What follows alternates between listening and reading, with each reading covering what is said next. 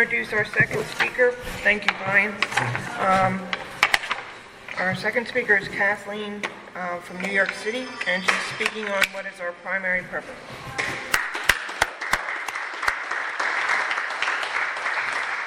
Hi, my name is Kathleen. I'm an addict. I'm grateful to be clean. I'm grateful to be in a Narcotics Anonymous meeting.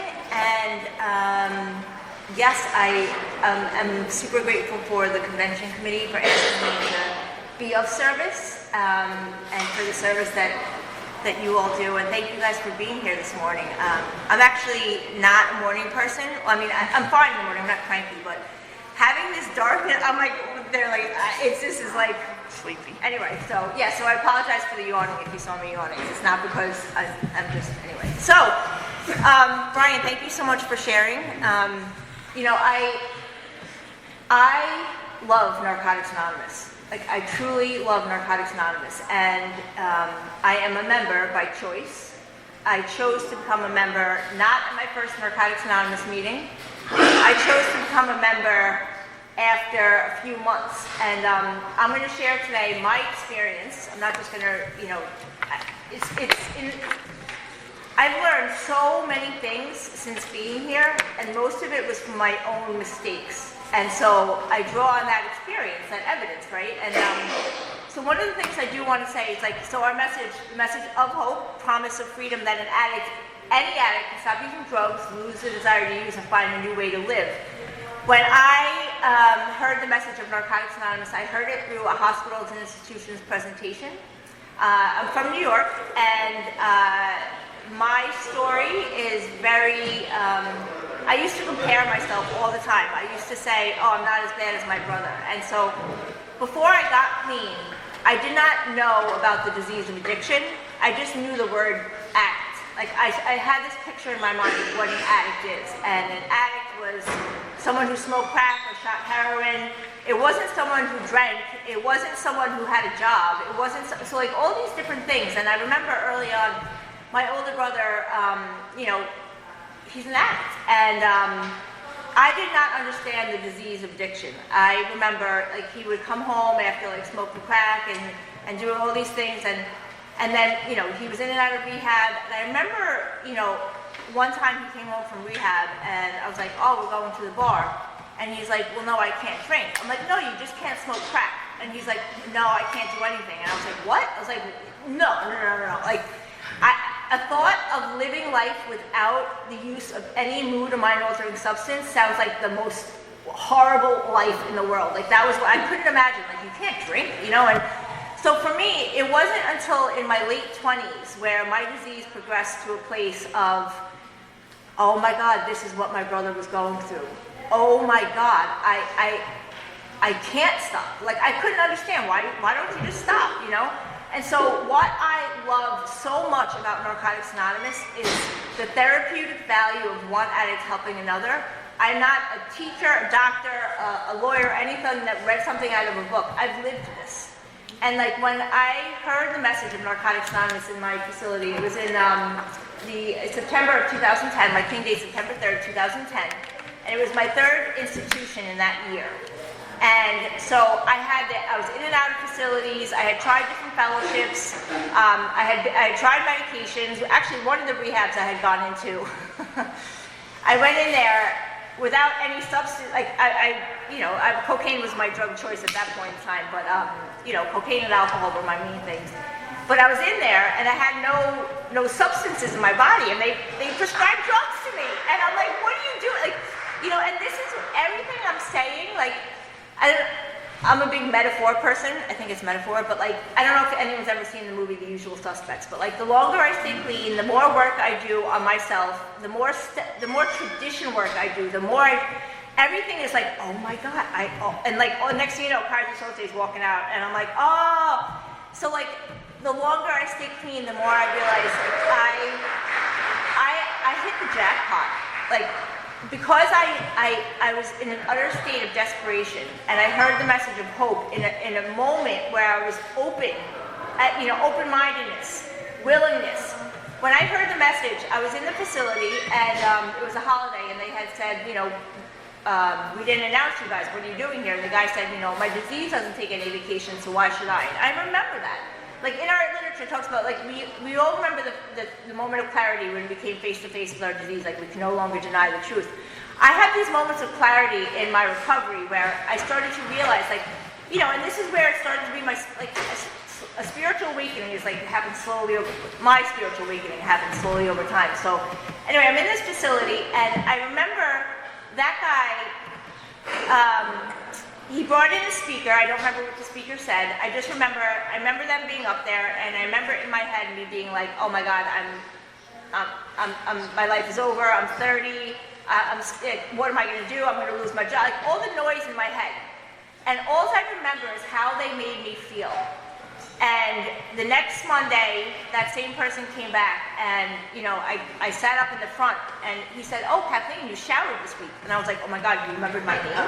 Like, oh my God, you know. And so, what brought me to the rooms of Narcotics Anonymous was that feeling of being human again. Like it talks about in our literature, like we start to feel human again. And I didn't remember him saying, "We're a program of recovery, we're a program of abstinence." You know, I just knew how I felt, and I wanted that. And he said, when you get out of this institution, make a meeting. And, you know, there was other fellowships coming into the facility, but there was something special about Narcotics Anonymous, and I wanted that feeling. I didn't want recovery. I didn't want to abstain from all drugs. I didn't want a relationship with a God of my understanding. I wanted that feeling that I felt like love and care and kindness and connection, you know, and so I remember there was this other guy in this rehab, and he kept telling me, "Oh, you're from the city, you gotta go to St. Mark's. St. Mark's is this, St. Mark's is that, blah, blah, blah." And I'm like, "All right, St. Mark's." So he's telling me there's a meeting, St. Mark's. So this is where I've learned this, right? Like, so I get out of the rehab, I go to a meeting. My first meeting is Solid Foundation. It was, it met on 25th Street and Lexington. It was a rotating format beginners meeting. And in that meeting, I did what they suggested to me. I did what they said. Raise your hand and tell us who you are. We can't help you if we don't know who you are. And in that meeting, I remember I raised my hand, and I probably said, "Hi, I'm an alcoholic, cross-addicted, blah, blah, blah, blah." I don't even know what came out of my mouth. I didn't say I'm an addict, you know, and they welcomed me, they clapped, they loved me, and it was a second step meeting. And I remember the speaker, she was sharing, and she was so pretty, she had her shit together, she was like articulate, and I was intimidated because I'm like, you know, look at me, I'm like, I hated myself, I thought my life was over, I had disgusted myself, it was utterly, I mean, I lost all self-respect in my using. I came in here fucking miserable, and I just knew that the feeling I had in that meeting was like amazing. And what that group did for me, like our primary purpose is to carry the message to the addict who still suffers. And, you know, our first tradition is unity, is that, you know, we're all recovering. Like, if you're seeking recovery, right? I came to that meeting because I was seeking something. I didn't know what I was seeking. I wasn't seeking a relationship with a higher power. I mean, again, I say that. I wanted the absence of pain in the beginning, but I was seeking something, right? And so the group's responsibility was to welcome me and tell me to keep coming, and introduce me to what Narcotics Anonymous is and what it's not. That's the group's responsibility. And so in that meeting, when I said all those different things, I didn't have someone say, "Shut the fuck up, we don't say sober in here." I didn't have someone yell at me. I didn't have someone throw a book at me. I didn't have someone like tell me to shut up. What I did have was, after the meeting, the speaker came over to me and introduced herself to me, because I told you guys that I was new. And she came over to me and she welcomed me. And I remember I was very intimidated because I was like, she's prettier than me, she's better than me, like, you know, insecurities. And she said, "Welcome to Narcotics Anonymous. We don't say sober, we say clean. We're a program of recovery, not sobriety." And I said, "Oh, I'm sorry, I didn't know." And she goes, "Why would you know? You're new." That unconditional love, that welcoming atmosphere, taking a member to the side and letting them know where they are, how we do this, right? And so I wish I could say, like, "Oh, okay, I'm an addict to the disease of addiction," and the next day I never said sober again. It probably took me a little while, but like all that to say, I said to her, "Oh, will you sponsor me?" And she said, "I'm too crazy, talk to her." And so she pointed me to another member in the group. And that member of the group had 12-step experience, she had tradition experience, and I went over her and I didn't say, do you have 12-step experience in Narcotics Anonymous? Do you only make the Narcotics Anonymous Fellowship? Do you do that? I said, I need help, I didn't know. And so I believe that there was a power greater than myself, like working through this whole process, right? I just was willing, I showed willingness. You don't have to understand this program for it to work. You just have to follow some direction, right? And so I asked her, and she said, call me every day for 30 days. And so this is what started my journey. And so like the group's primary purpose is to carry the message of recovery to those seeking help. Not everyone in the meeting is a member of Narcotics Anonymous, right? It might be an open meeting. There might be family members in there. There might be, students observing for their class or whatever it is, and I didn't know all this, but like I was treated with love and kindness, and the group did what it's supposed to do, right? And so throughout the years, like and I'll tell you this too, like I've learned so much about like our service structure and like why we do things we do. And that H&I presentation, those people coming into that facility to carry the message of Narcotics Anonymous, they do that on behalf of the groups, because the groups can only thrive if we have members. Like we always hear people say the newcomer is the most important person at any meeting because we can only keep what we have by giving it away. Our fifth tradition ensures the survival of our fellowship, but if we don't have people in the meetings, and if people don't know where to find us, how are we going to thrive? We need each other. And so the people that go into that facility, right, they say, come to our meetings. We can help. Come to our meetings. And so when I've been doing H&I service since I had 6 months clean, and one of the things I've learned is we have to help each other.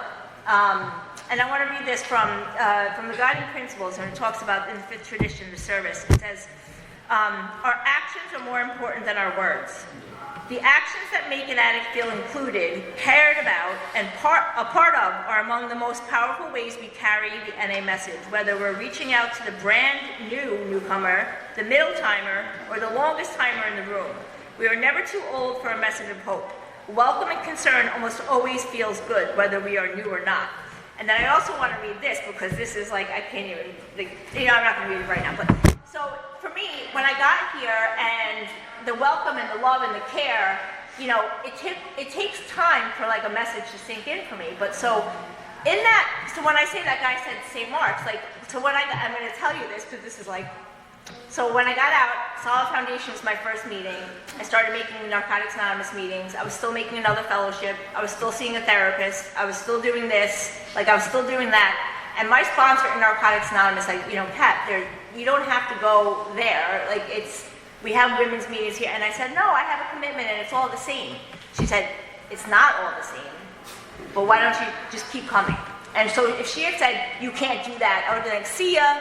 And if she had said, oh, you can't, she let me learn to listen to learn. And if you want what we have, you'll do what we do. And I wanted what she had, so I started watching. So that love, that care, that kindness, that's part of a member's responsibility. And I'll share all this because it took me years to complete my 12 steps. My process was not linear. I did 1 through 5 with that sponsor. She moved. I got another sponsor, lost my job.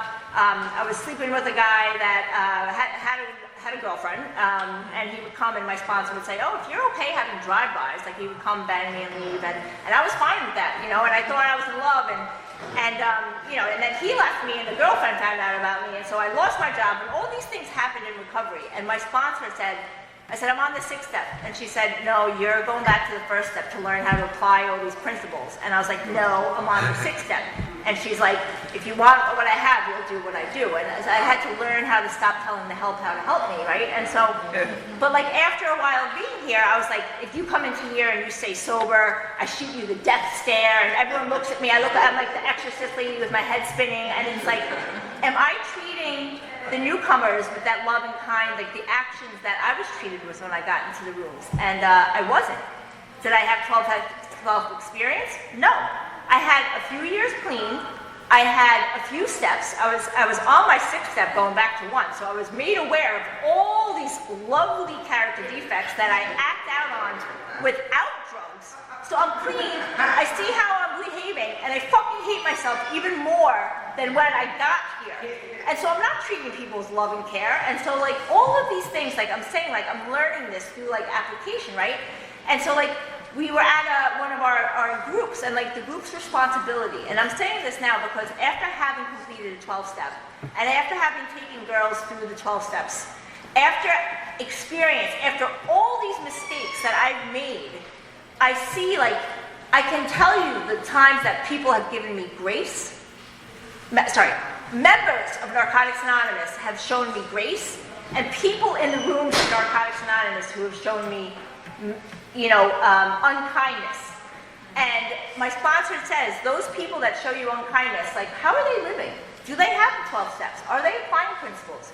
The people that show you grace, are they living by principles? Are they doing this? And so the 12 step tells me, as a member of Narcotics Anonymous, I have a responsibility. It talks about the integrity. As a member of Narcotics Anonymous, I have to have the integrity to help the groups carry out the primary purpose, which brings me to where I'm at now, right? So, the story I was going to say, I talk quick, I know. So, that guy who told me, St. Mark's, you got to go to St. Mark's.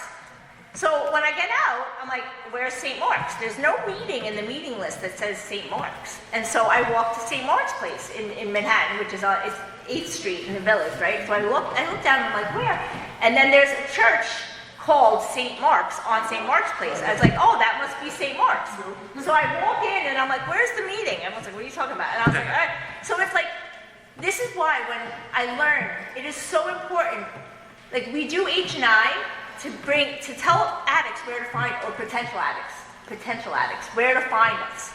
And so whenever I do H&I service, like there's people that come to share and they'll say, go to the 1 p.m. And I'm like, a newcomer's not gonna know.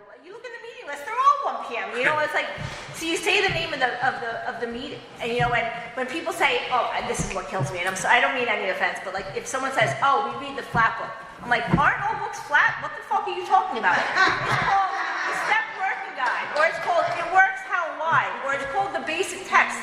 We have to help newcomers. We have to help people that don't know what Narcotics Anonymous is, how to learn what Narcotics Anonymous is. Like, we have to be so mindful to carry the message to the person that does not know that our message is that we are a program of abstinence from all mood and mind-altering substances, and only after abstinence can we find recovery. Abstinence must come first. And so if you're here and you're on something, welcome. We don't say that you have to be abstinent to be here. We say you're a member when you say you are. We welcome using addicts. We encourage you to come back clean. But if you want what we have to offer, it's our responsibility to let you know that abstinence must come first. And so one of the things that I've been having like a really, I've left a few meetings. I've heard people say, I've never left a meeting feeling worse than when I got there. I have.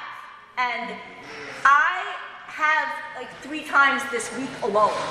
And it makes me so sad because like, and I'll give you examples, and I'm not saying this to like bash anyone, I'm saying this because these people obviously don't know, and how well are the groups carrying out their primary purpose if addicts don't even know what our message is and what we should and should not do in meetings. And so like, we should not be endorsing anything else, right? We should not be telling people, I'm doing a clothing drive. If you want to come donate for me after, come see me. I'll donate. Like, no. And we have to let you know, like, our message is that we can lose the desire to use drugs and find a new way to live. And so the other day, I was at this meeting and I hear like all these things, and then I hear this guy stand up and like, whoever your God is, great. Like, I don't care. I mean, I hope you have one, but like, I don't care. I don't care what the name is. I don't care if it doesn't have a name. But when you tell me the name of yours in a meeting, it drives me nuts because anonymity, thank you for your anonymity. That you practice anonymity amazing. And like, I find it really hard when people say, hi, Christ my Lord says this. And, but listen, I'm looking for a job.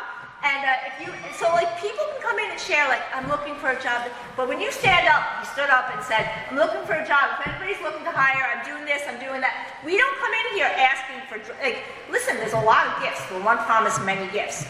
So what's the group's responsibility in that, right? Our primary purpose is, I should have raised my hand after and shared kindly, actions speak louder than words, and saying, welcome to Narcotics Anonymous, keep sitting down. Like, that's my responsibility as a member, right? But when I'm like, what? And no one else, I left the meeting, this is what I did.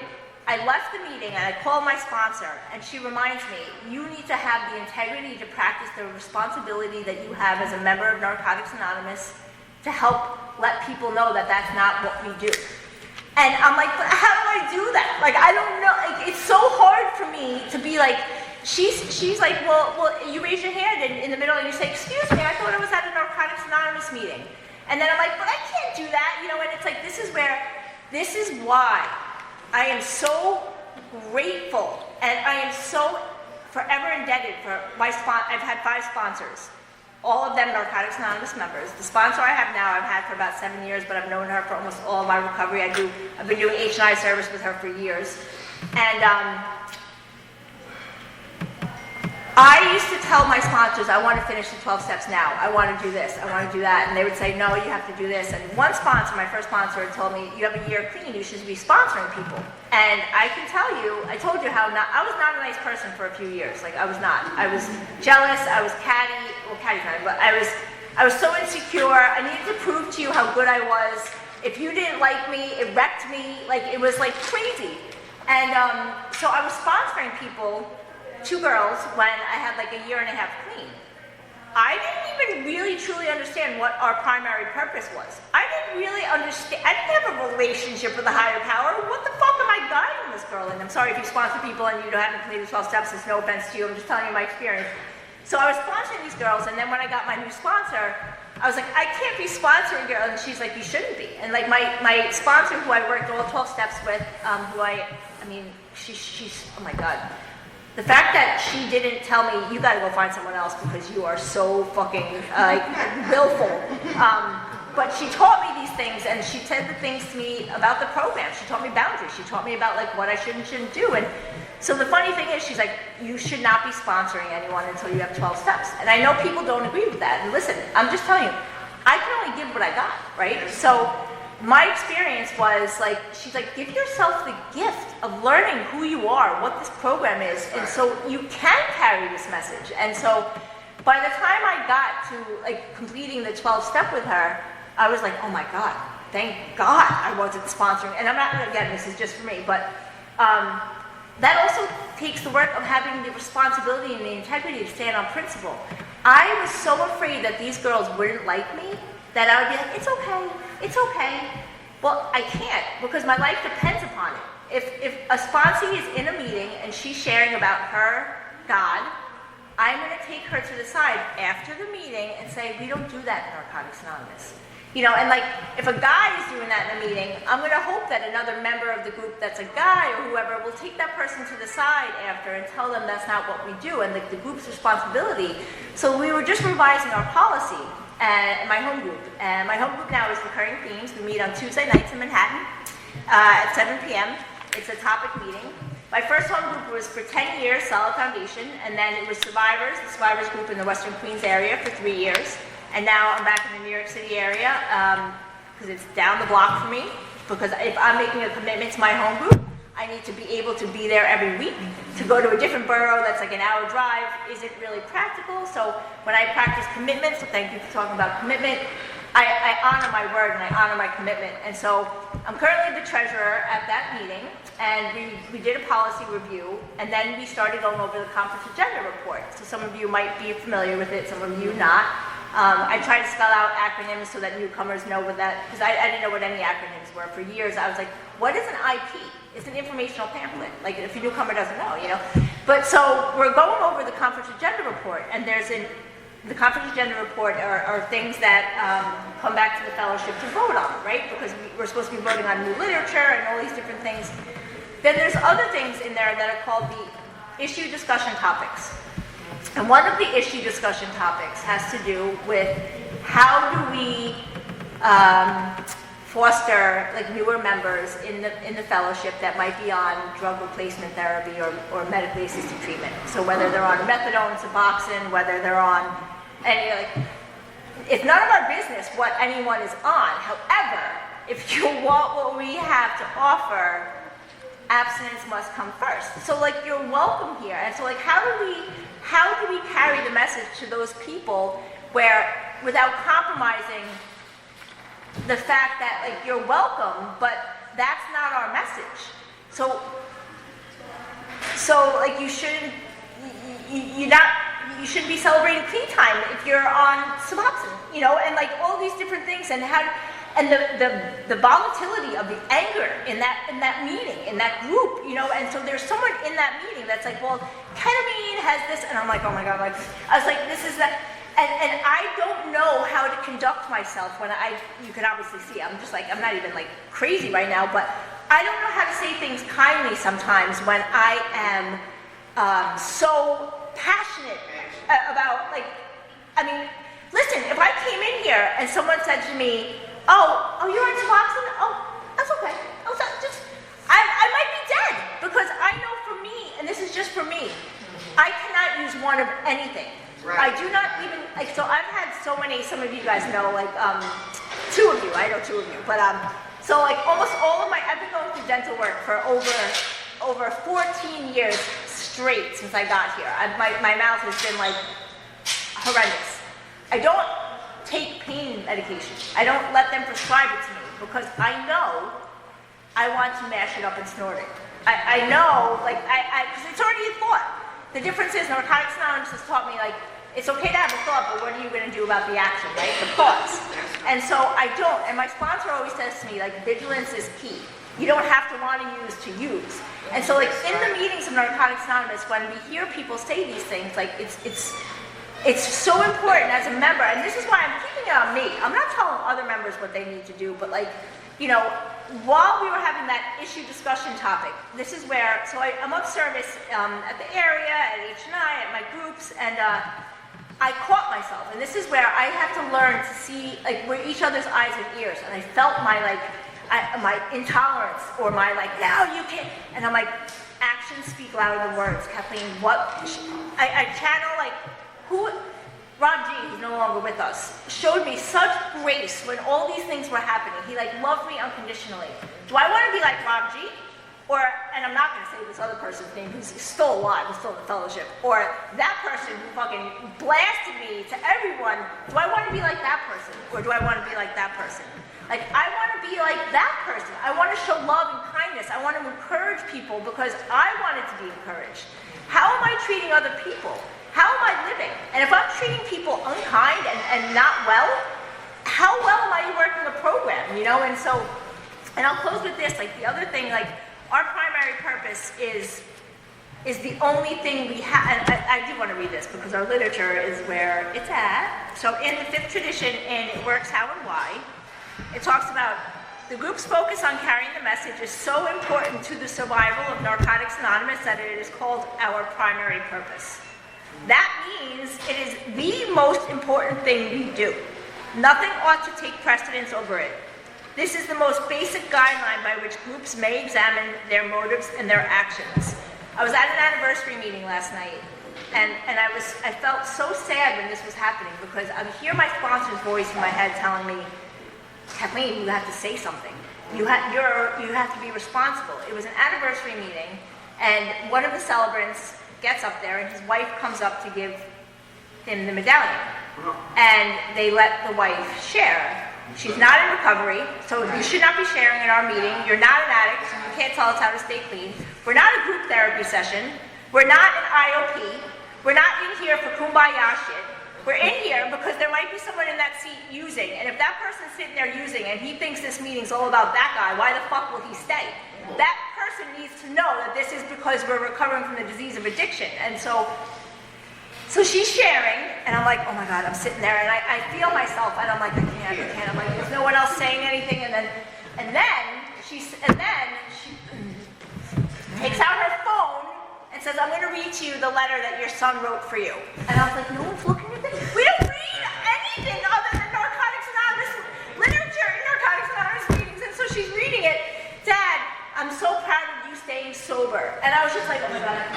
And so this is where, like, the actions, and I'm like, how do I do this? And I'm thinking about my sponsor, and I'm like, trying to, and I'm like, and so it's so hard because because I'm like, I do have a responsibility, but I also have a responsibility to not be, like, cause distraction. People will probably remember my distraction more than, like, she, and so I'm like, so after the meeting, I'm like, I go up to like 2 of the home group members, and they're like, oh, it's okay. And I was like, oh my God, it's not. So I was like, this is where I don't have the NAPD badge. You know, I retired that. I am not here to fix anything, but I have a responsibility. And like the other night, I was at a Zoom meeting. Sorry, I just said Zoom. I was on a virtual platform. I'm not endorsing anything. I make mistakes all the time. What can I say? So I was on a virtual meeting that went virtual because of the snow, right? And for some reason, there was like 100 people there. And I'm like, why are there so many people? There's nowhere to... People sharing from CMA, people sharing from AA, people doing... And then I'm like, what is going on? And no one's saying anything. And I was like, I cannot believe this. And again, like, if I raised my hand to do anything about it, I wouldn't get called because there was like 80 hands already raised. Am I going to chat in this? Why would I chat in the, I don't like when people chat in the middle of the meeting. We don't talk in the middle of meetings. Why? Anyway, sorry, I'm not trying to be, I should be more. Anyway, so this meeting is in the area that I do service in. And I know a lot of the members, they're great members, but yesterday someone goes, did you see this? And they sent me a flyer of that group because they decided to go virtual that day. Come to our, it says the name of the meeting, does not say Narcotics Anonymous anywhere on the page. It does not have our symbol anywhere on the page. Come join us for a snow day. Da-da-da, this and that. And I was like, no fucking wonder that there was a bazillion different fellowships in this meeting, that there was all these other things. There might have been people that weren't even addicts. Why would they even know? If I was a using addict and I saw that, why would I go to that? I would be like, what is this? I thought it looked like anyway, so this is where we have a learning day coming up in our area. And we encourage people to come because we have to learn, you know, and I know that me behaving like a lunatic, yelling at people that we don't do that is not kind, is not attractive. And so I need to continue to do the work with my sponsor. She is like the epitome of, we don't do that here. And she's so calm. I'm like, how do you do that when staying calm? And I'm just so grateful that I have more experienced members. Like there's someone sitting in here, and I'll close with this. In my early recovery, he came up to me after this meeting, and he goes, you know, you're always so gloom and doom. I don't know if he remembers this. And I was like, fuck you. Like, I probably didn't say fuck you, but in my head, I'm like, what do you... And I was like, and then, you know, I started to realize, like, I wasn't sharing a solution. I was stuck in a place of like, our disease is rooted in, like, self-centered fear, right? Or, like, all I could think of was myself. It took me years to be able to learn to be selfless, to do, you know, to have a 12-step, to actually care more for others. And I believe in this program, and I love Narcotics Anonymous, and it makes me so sad to see all the different things that are diluting, that are distracting from the primary purpose in a meeting, because that means an addict might not hear our message and could go out and die. And so I'm a member today. I take full responsibility. I will do better to better carry the message and let people know what we're not and what we are as a home group member. And sorry I got so hot. Anyway, thanks.